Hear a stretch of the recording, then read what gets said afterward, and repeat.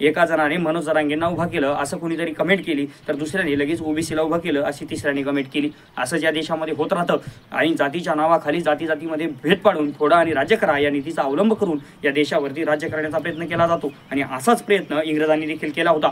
जे हिंदू आणि मुस्लिम हे भारतवधूचे दोन सुंदर नेत्र आहेत असं ज्या ठिकाणी म्हटलं जायचं, त्याच भारत देशामध्ये आज हिंदू आणि मुस्लिम यांच्यामध्ये फूट पाडून काय केलं जातं हे आपण बघितलंच। अरे काय आहे हे आरक्षण आणि ह्या आरक्षणाच्या मुद्द्यावरून राजकीय परिस्थिती एवढी का बिघडली? ची बळी आजची भारतीय जनता, महाराष्ट्रातली जनता आज पडत आहे। या देशामध्ये सगळीकडे प्रत्येक राज्यामध्ये जा कुठेही फक्त आरक्षणाचा विषय। नमस्कार, मी रामेश्वर पायघन आणि आमचं चॅनल आहे नाथ पॉलिटिक्स। आमच्या चॅनलमध्ये आपल्या सर्वांचं खूप खूप स्वागत। बोलूया आज त्याच जिवंत विषयावरती, आरक्षणावरती। मित्रांनो, नेमकं आरक्षणाची पद्धत सुरू कुठून झाली आणि या आरक्षणाच्या पद्धतीचे जनक कोण? आरक्षण भारतामध्ये आलं कसं?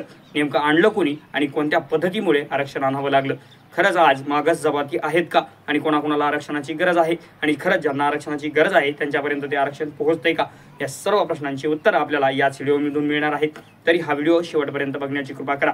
मित्रांनो, आता आरक्षणाचा इतिहास। भारतामध्ये, महाराष्ट्रामध्ये आरक्षण सुरू कसं झालं? आरक्षणाची सुरुवात झाली ती इंग्रजी सत्तेमधून। इंग्रजांची सत्ता होती। 1883ला हंटर कमिशन आलं आणि हंटर कमिशनमध्ये आपले समाजसुधारक महात्मा ज्योतिबा फुले यांनी सर्वप्रथम आरक्षणाची मागणी केली। महात्मा ज्योतिबा फुले यांची मागणी अशी होती की जे हंटर कमिशन तुम्ही स्थापन केलंय आणि या हंटर कमिशनमध्ये वेगवेगळ्या नोकऱ्यांमध्ये, सरकारी नोकऱ्यांमध्ये ब्रिटिशांच्या भारतीयांना समानुपाती आरक्षण मिळावं। भारतीयांना समानुपाती आरक्षण मिळालं म्हणजे भारतीयांना ब्रिटिशांच्या नोकऱ्यांमध्ये सहभागी होता येईल आणि हे आरक्षण त्या ठिकाणी देण्यात आलं। 1901 साली मागासवर्गीय जातींसाठी शाहू महाराजांच्या मनामध्ये असलेला एक जवळीक, यामुळे त्यांनी मागासवर्गीय समाजासाठी आरक्षणाची तरतूद केली। मागासवर्गीय समाज हा बाकीच्या समाजांपेक्षा मागा आहे।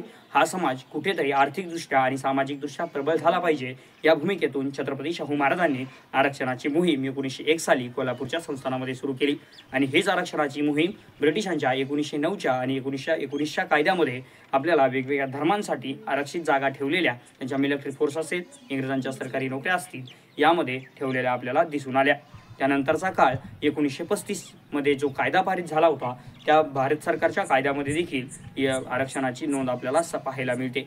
नंतर कालेलकर आयोगाची स्थापना 1953 करण्यात आली आणि कालेलकर आयोगाची स्थापना यासाठी केली होती की समाजामध्ये कुठले कुठले मागास घटक आहेत ज्यांना आपल्याला आरक्षण देता येईल। थोडक्यात SC, ST आणि OBC अशा 3 वेगवेगळ्या जमाती जाती आपल्याला बघायला भेटतात। मग मित्रांनो, त्या कालेलकर आयोगाच्या शिफारसीनुसार SC आणि ST या 2 जातींना आरक्षण मिळालं। पण 1980ला मंडल आयोग नावाचा एक आयोग आला आणि या मंडल आयोगाने शिफारसी केल्या। 1930च्या जनसंख्येनुसार, लोकसंख्येनुसार त्या ठिकाणी OBCचा कोटा ठरवण्यात आला। मग 2297 जाती OBC मध्ये समाविष्ट करण्यात आल्याच्या नंतर त्या ठिकाणी OBCचं आरक्षण लागू करण्यात आलं 1991ला। त्या ठिकाणी VP सिंग सरकार होतं। VP सिंग सरकारने सर्वप्रथम OBC आरक्षणाची सुरुवात केली। OBC आरक्षणाची सुरुवात झाली, VP सिंगांचं सरकार गेलं आणि त्यानंतर PV नरसिंह राव ही काँग्रेस सत्तेमध्ये आलं। नरसिंह रावांची सत्ता आल्यानंतर नरसिंह रावांना देखील असं वाटलं की आपण देखील आरक्षण दिलं पाहिजे जर आपल्याला सत्तेत टिकून राहायचं असेल, आणि त्यांनी देखील एक आरक्षण सुरू केलं जे उच्च वर्ग होता। उच्च वर्गातील गरीब लोकांसाठी 10% आरक्षणाची तरतूद त्यांनी केली।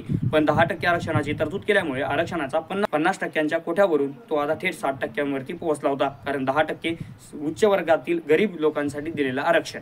मग आता यावरती दिल्लीच्या वकील इंदिरा साहनी याचिका दाखल केली आणि या याचिकेनुसार इंदिरा साहनी खटला प्रचलित झाला आणि या इंदिरा साहनी खटल्याने 50% आरक्षणाची आट घातली आणि 50% आरक्षणाच्या वरती कोणत्याही समाजाला आरक्षण देता येणार नाही हे नमूद करण्यात आलं। त्यानंतर 15/4 आणि 16/4 या घटनेच्या या 2 कलमानुसार दिलेलं जे मराठा समाजाचं आरक्षण होतं हे आरक्षण देखील नुकतेच रद्द करण्यात आलं। हे आरक्षण रद्द करण्यामागचं कारण देखील हेच होतं की यामध्ये अशी तरतूद आहे की 50%पेक्षा जास्त आरक्षण देता येणार नाही। इंदिरा साहनीच्या या खटल्यांचा वापर करूनच सर्वोच्च न्यायालयाने मराठा समाजासाठी हा निर्णय दिला होता। मित्रांनो, मग खरंच आरक्षणाची गरज आहे का हा सगळ्यात महत्त्वाचा मुद्दा, आणि आरक्षणाची गरज ज्यांना आहे त्यांनाच खरंच आरक्षण भेटतंय का ही सगळ्यात महत्त्वाची गोष्ट।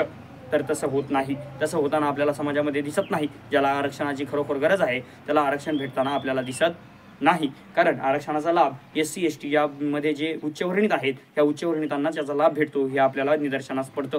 मग अशा वेळेस खरोखर आरक्षण राजपत्रित नोकरीला जे आहेत खरंच त्यांच्यासाठीच आरक्षण नसायला हवं, एवढीच तरतूद पाहिजे की याच्यामध्ये जे चांगले उत्पन्नधारक आहेत, ज्यांचा वेल सेटल बिझनेस आहे, अशांच्या मुलांना देखील SC ST प्रवर्गातील आरक्षण मिळायला पाहिजे की नाही, हा देखील मोठा प्रश्न आहे. आर्थिकदृष्ट्या याचे निकष लावले पाहिजेत. आर्थिकदृष्ट्या जो मागास आहे, सामाजिकदृष्ट्या, शैक्षणिकदृष्ट्या जो मागास आहे, खरोखर यांचे निकष लावून खऱ्या अर्थाने आपल्याला आरक्षणातून यांना वेगळं करता येईल का, याचा विचार देखील होणं गरजेचं आहे. आणि ज्यावेळेस याचा खऱ्या अर्थानं विचार होईल त्याच वेळेस या आरक्षणाची भूमिका कुठेतरी स्पष्ट झाल्याची आपल्याला दिसून येईल. मग अशा वेळेस आपल्याला करावं काय लागेल, आपल्या देशाला करावं काय लागेल की शैक्षणिक व्यवस्था जी आहे, शिक्षण व्यवस्था ही जर प्रखर झाली, आपल्या देशामध्ये प्रत्येकाला जर चांगल्या पद्धतीचं शिक्षण मिळायला लागलं, थोर असो, मोठा असो, गरीब असो, श्रीमंत असो, सगळ्यांना सारखं शिक्षण, उच्च प्रतीचं, उच्च दर्जाचं शिक्षण प्रत्येकाला मिळायला लागलं, हॉस्टेलच्या स्कीम असतील, या गरिबांकडे पैसा नाहीये यांना शिक्षणामध्ये तुम्ही आरक्षण द्या. शिक्षण घेण्यासाठी आरक्षण नकोय, शिक्षणाच्या सुविधा सर्वांसाठी समान करा. जसं की अमेरिकामध्ये आजही प्रायव्हेट शाळेमध्ये मुलांना शिकायला पाठवलं जात नाही, तर गव्हर्नमेंटच्या शाळेमध्ये मुलांना पाठवलं जातं.